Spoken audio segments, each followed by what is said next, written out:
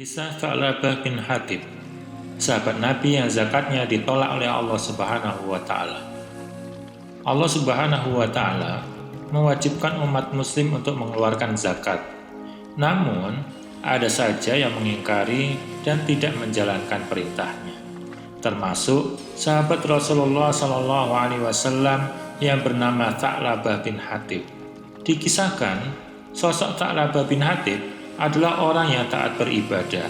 Ia selalu tekun dalam mendirikan sholat dan menghadiri majelis Rasulullah SAW. Dikutip dari buku lembaran kisah Mutiara Hikmah oleh Dian Irwanto, Tha'labah memiliki kehidupan yang susah. Ia dikenal sebagai orang yang miskin dengan harta yang sangat terbatas. Bahkan, terkadang pakaiannya pun harus dikenakan bergantian dengan sang istri. Pada suatu hari, Tha'labah keluar dari masjid tanpa memperhatikan doa setelah sholat. Nabi Muhammad SAW kemudian bertanya kepadanya, "Mengapa setelah sholat engkau bersikap seperti orang munafik yang terburu-buru keluar masjid?" Tha'labah menjawab, "Ya Rasulullah, saya terburu-buru keluar karena saya dan istri saya hanya memiliki selembar pakaian yang sedang saya pakai ini. Jadi, saya menggunakan pakaian ini sedangkan istri saya telanjang di rumah. Lalu saya menjumpainya untuk memakai pakaian ini untuk sholat, sedang saya telanjang. Oleh sebab itu, doakanlah saya agar dikaruniai harta melimpah." Rasulullah SAW menjawab, "Wahai Tha'labah, sesungguhnya harta yang sedikit yang disyukuri itu lebih baik daripada harta yang tidak bersyukur." Tha'labah minta didoakan agar menjadi kaya. Setiap kali Tha'labah bertemu Rasulullah SAW, ia selalu minta untuk didoakan agar menjadi orang kaya. Di suatu saat, Tha'labah datang lagi menghadap Rasulullah SAW untuk kedua kalinya dan berkata, "Ya Rasulullah, doakanlah kami agar Allah melimpahkan harta kepadaku." Rasulullah SAW menjawab, "Tidakkah engkau mempunyai teladan baik pada diri Rasulullah? Demi Allah, seandainya saya ingin mengubah gunung itu menjadi emas dan perak, niscaya itu akan terjadi."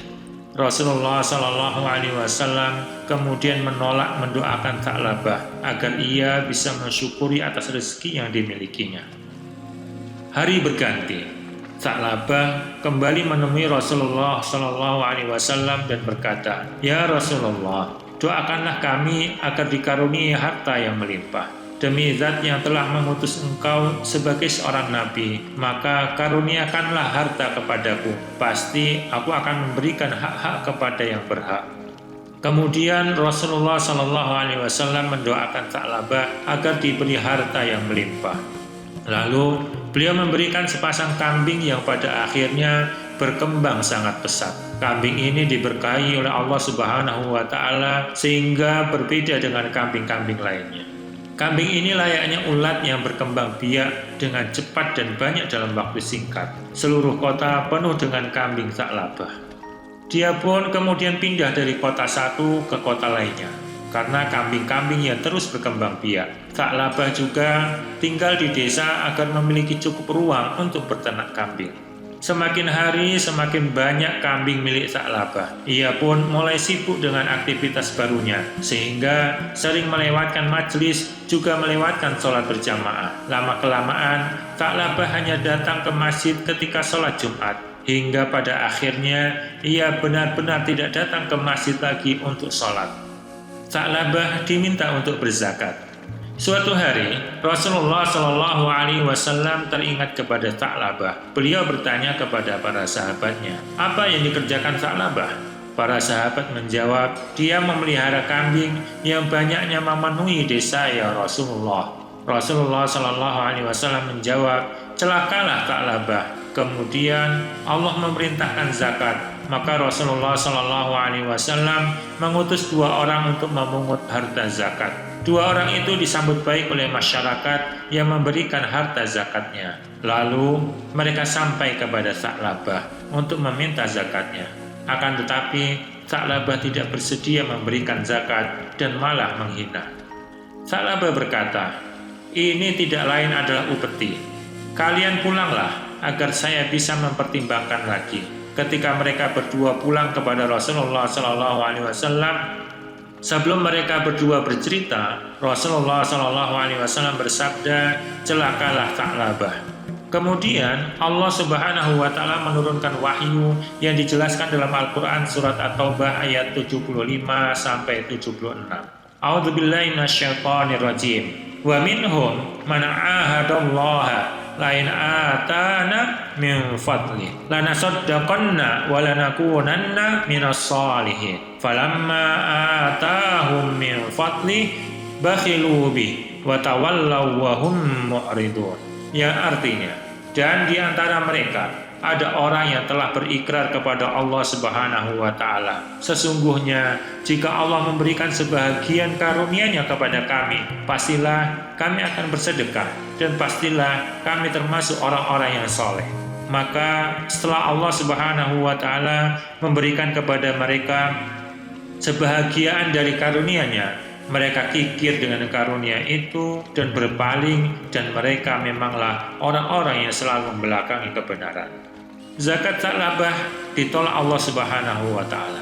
Ketika Rasulullah SAW membacakan firman Allah Subhanahu wa Ta'ala, ada seorang laki-laki kerabat Tha'labah yang mendengarkan. Lalu ia segera pulang untuk menemui Tha'labah dan berkata, celakalah engkau Tha'labah, sebab Allah telah menurunkan ayat yang telah mengatakan seperti ini. Mendengar itu, Tha'labah segera pergi untuk menghadap Rasulullah SAW dengan membawakan zakatnya. Akan tetapi, Rasulullah SAW bersabda, sesungguhnya Allah telah melarangku untuk menerima zakat. Seketika itu, Tha'labah menaburkan tanah ke atas kepalanya sebagai penyesalan sendiri. Rasulullah SAW bersabda, itu karena perbuatanmu sendiri. Sebab aku telah memerintahkanmu, akan tapi engkau tidak bersedia mematuhiku. Pada saat Rasulullah SAW wafat, Tha'labah datang kepada Sayyidina Abu Bakar dan berkata, terimalah zakatku ini. Akan tapi Sayyidina Abu Bakar tidak bersedia menerimanya dan berkata, Rasulullah SAW tidak bersedia menerima darimu. Bagaimana mungkin aku akan menerimanya?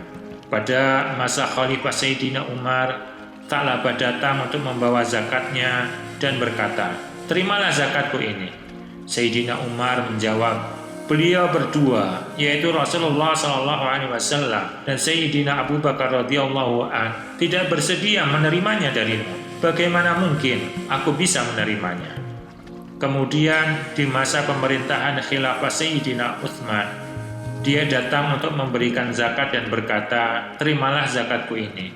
Sayyidina Utsman pun menjawab, beliau tidak bersedia menerima zakat darimu. Bagaimana mungkin aku akan menerimanya?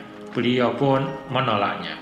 Lalu akhirnya Tha'labah meninggal dunia pada masa pemerintahan Sayyidina Utsman bin Affan radhiyallahu anhu.